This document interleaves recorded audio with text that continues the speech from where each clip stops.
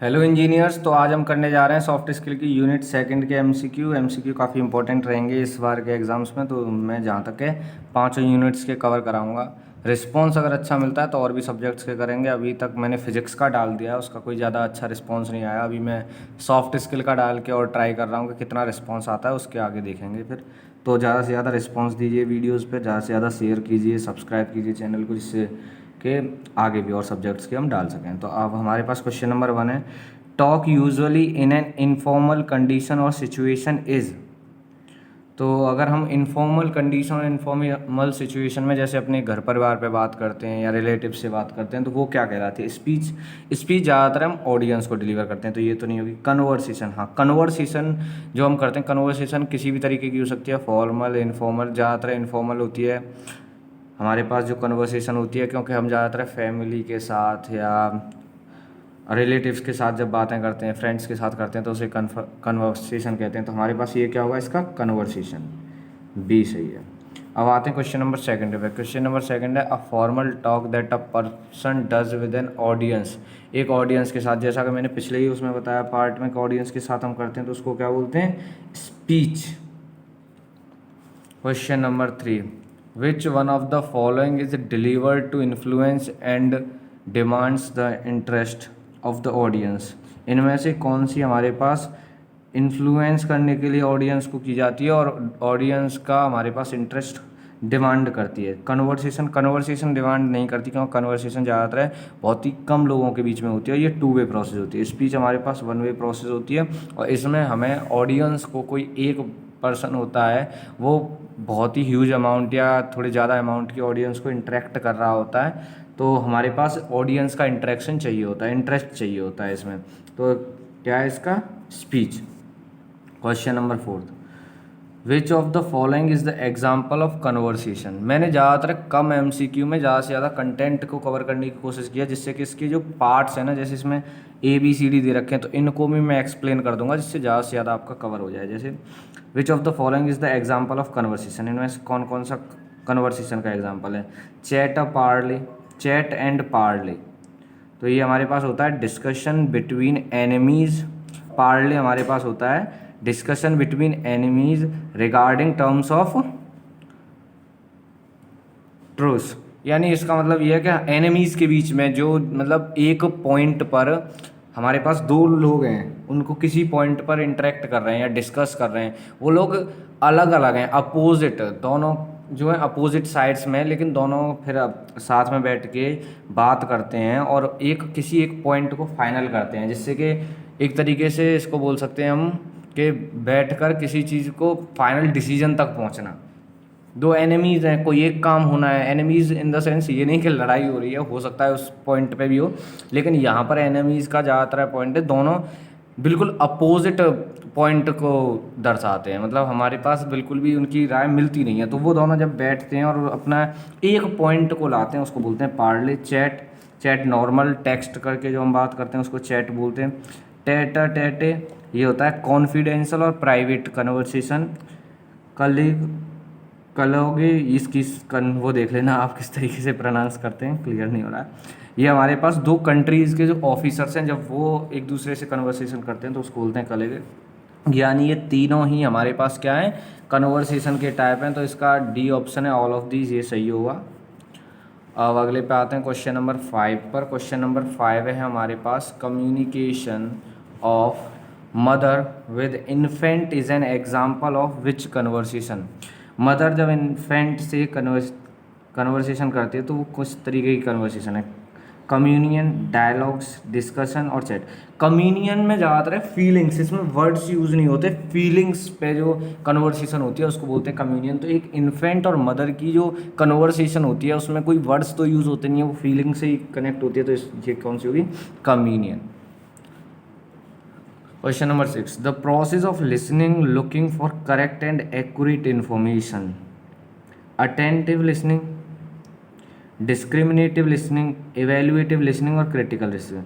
The process of listening, देखो process listening की looking for correct and accurate information, उस जो हम सुन रहे हैं उसमें से करेक्ट और एक्यूरेट इन्फॉर्मेशन के लिए जो की जाती है। अटेंटिव लिसनिंग का मतलब होगा जो वो बोल रहे हैं उसको हम बिल्कुल ध्यान से सुन रहे हैं, लेकिन वो उसमें करेक्ट और एक्यूरेट इन्फॉर्मेशन हम नहीं मांगते।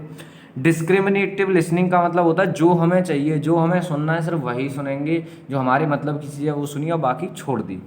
एवेल्युएटिव लिसनिंग का मतलब है कमियां निकालना, उसको एवेल्युएट करना, यानी एक तरीके से कमियां निकालना, या फिर जैसे कोई बोल रहा है सामने से तो उसको अपने दिमाग में ब्रॉड तरीके से समझ लेना। क्रिटिकल लिसनिंग वो होती है जो करेक्ट और एक्यूरेट इन्फॉर्मेशन के लिए की जाती है। Question number 7, which listening means learning through conversation? Therapeutic listening, dialogic listening, biased listening, comprehensive listening. तो इसका होगा हमारे पास डायलॉजिक लिसनिंग, ये होती है लर्निंग थ्रू कन्वर्सेशन।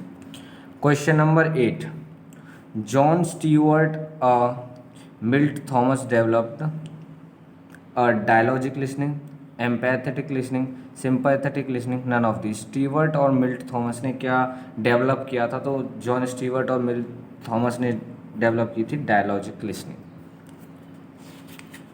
तो क्वेश्चन नंबर 9 पर, क्वेश्चन नंबर 9 है हमारे पास, which of the following statement is given by Ben Jonson, a playwright and poet of London? Speech most shows the man, speaking is to show yourself worth knowing, conversation is less a technique than a way of life, या all of these। तो Ben Johnson ने इन सभी को बोला था, ये सब Ben Jonson ने ही लिखे हैं। अब क्वेश्चन नंबर 10 पे आते हैं। Nearly 70 years ago, who used personality as the dynamic organization within the individual of those psychophysical systems? Ben Jonson, Gordon Allport, William Smith, none of this. तो बेन जॉनसन का तो आप पीछे देख चुके हैं, उन्होंने स्पीकिंग के बारे में कहा था, कन्वर्सेशन स्पीकिंग के बारे में। और इसका है हमारे पास Gordon Allport. Question number 11, which of the following is the ability to do something successfully और efficiently? Competence, relationship, speech, none of this.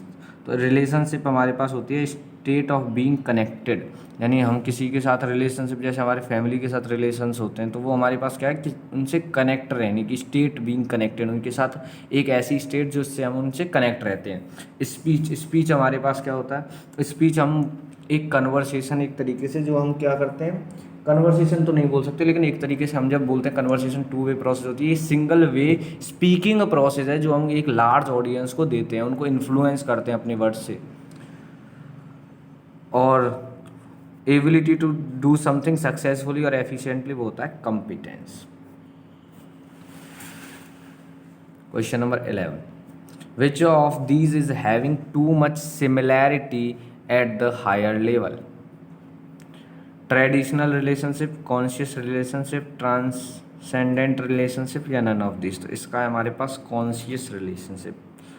Question number 12, which of the following is not a social skill? Empathy क्या होता है? Empathy हमारे पास होता है, जैसे sympathy होता है। सिंपैथी और एम्पैथी में डिफरेंस क्या है? सिंपैथी होता है हमारे पास जैसे किसी की कोई प्रॉब्लम है, या फिर वो खुश है या दुखी है, ज़्यादातर जो सैड होते हैं उस टाइम पे हम सिंपैथी जाया करते हैं। सिंपैथी का मतलब है हम उसकी फीलिंग्स को समझ रहे हैं, मतलब हम शो कर रहे हैं कि हम तुम्हारी फीलिंग्स को समझते हैं, उनकी तरफ दया दिखाना, एक तरीके से वो सिंपैथी होता है।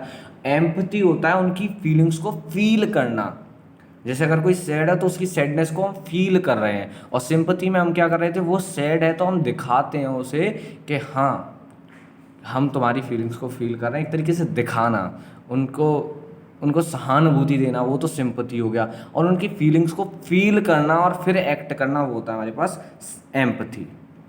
रेस्पेक्ट आप सभी जानते हो। Driving, active listening. तो देखो सोशल स्किल में एम्पैथी आ जाएगा, रेस्पेक्ट आ जाएगा, एक्टिव लिसनिंग है, ड्राइविंग कोई सोशल स्किल नहीं है, तो हमारे पास driving is not a social skill.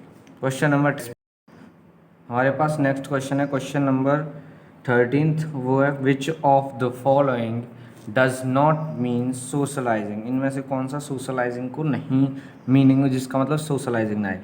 Regular interaction with peoples, regular interaction with people का मतलब हम सोसाइटी में इंटरेक्ट कर रहे हैं, ये सोशलाइजिंग हो गया।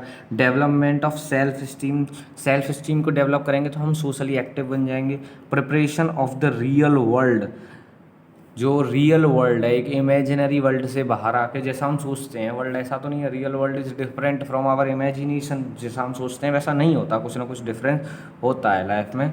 तो हमारे पास प्रिपेयर करना रियल वर्ल्ड के लिए, ये भी क्या है, सोशलाइजिंग है। तो इसका है हमारे पास नन ऑफ दीज, इनमें से कोई नहीं। अब अगला आते हैं question number 14, which of the following is the purpose of socialising, which of the following is the purpose of socialising. Make aware of culture, teach basic norms of the society, develop a self concept, या all of these. ये सभी हमारे पास socialising के purpose हैं, ये हमारे पास हो जाएगा all of these. Next question पे आते हैं, क्वेश्चन नंबर 15। क्वेश्चन नंबर 15 क्या बोलता है हमारे पास, अ वे फॉर टू और more parties to find a peaceful solution to a disagreement, conflict resolution, relationship management, both a and b, none of this. Relationship management ऐसा कोई ज़रूरी नहीं है कि दो पार्टी को एक पीसफुल सॉल्यूशन पे आने के लिए भी रिलेशनशिप मैनेजमेंट होता है, और रिलेशनशिप मैनेजमेंट फैमिलीज़ में हो सकता है, कहीं पर भी हो सकता है। तो हमारे पास कॉन्फ्लिक्ट को रिजॉल्व करना, एक पीसफुल एग्रीमेंट पे या सॉल्यूशन पे आना, इसका मतलब क्या होता है, कन्फ्लिक्ट रिजॉल्व करना। तो ये हमारे पास होगा conflict resolution. Question number 16, which of the following is not a improvement technique in communication, which of the following is not a improvement technique in communication. Feedback, goal setting, afford resources, none of this.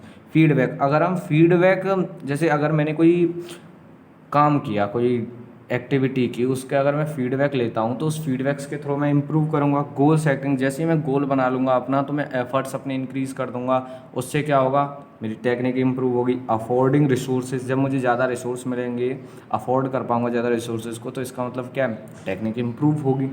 इसका है हमारे पास none of these. तो ये हमारे पास second unit के MCQ थे, काफ़ी important. इनके जो पार्ट्स थे मैंने उनमें भी काफ़ी सिलेबस को कवर करने की कोशिश किया, तो ध्यान से सुनना पूरे को और स्किप करना मत। और आगे भी मैं वीडियो डालता रहूँगा, इसलिए रिस्पांस अच्छा दीजिए, रिस्पांस अच्छा मिलेगा तभी आगे वीडियो डालने का मन करेगा, नहीं तो नहीं करता है, आप ये चीज़ समझ सकते हैं। तो थैंक यू, सब्सक्राइब ज़रूर कर देना और शेयर करना बिल्कुल मत भूलना। Thank you.